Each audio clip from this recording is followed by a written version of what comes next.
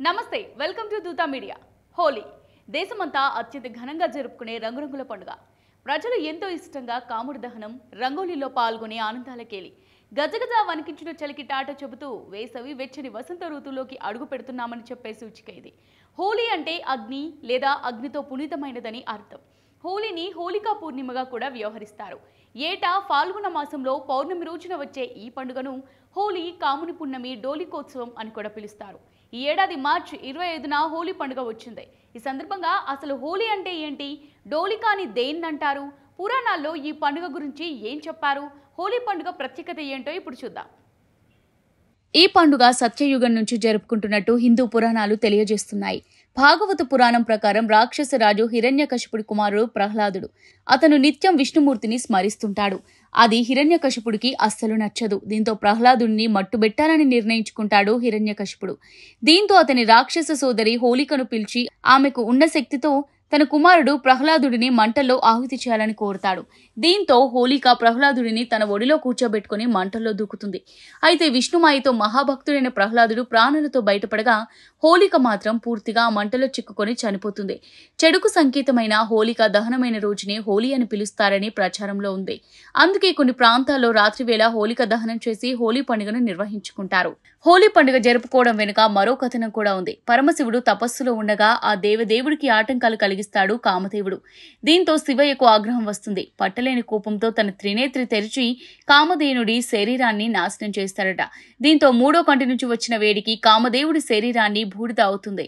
అయితే తన భర్త కామదేవుడిని బతికించాలని రతీదేవి ప్రార్థన చేయడంతో కరుణామయుడైన కైలాసనాథుడు చివరకు కామదేవుడికి ప్రాణం పోస్తాడు. అలా హోలీ ముందు రోజు కామదేవుడి దహన వేడుకలు కూడా జరుపుకోవడం ఆనవాయితీగా వస్తుంది. మరో పురాణ కథనం ప్రకారం కృతయుగంలో రఘునాథుడు అనే సూర్యవంశపు మహారాజు ఉండేవాడట.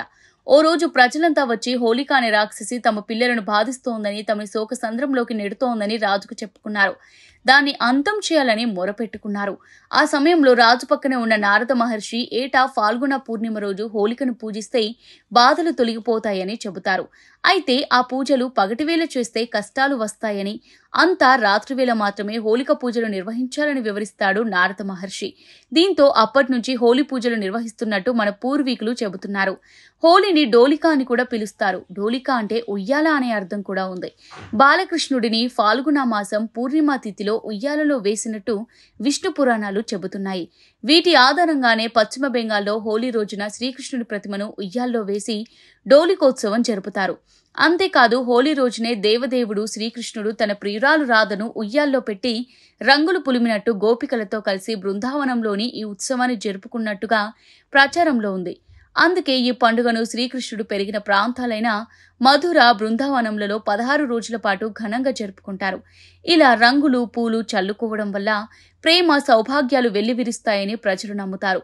అందుకే ఎక్కువ మంది వరుసకు వచ్చిన వాళ్లను ఆట పట్టిస్తూ రంగులు పులుముతారు. అలా పురాతన కాలం నుంచే మన దేశంలో డోలోత్సవం లేదా హోలీని జరుపుకోవడం అనాదిగా వస్తోంది.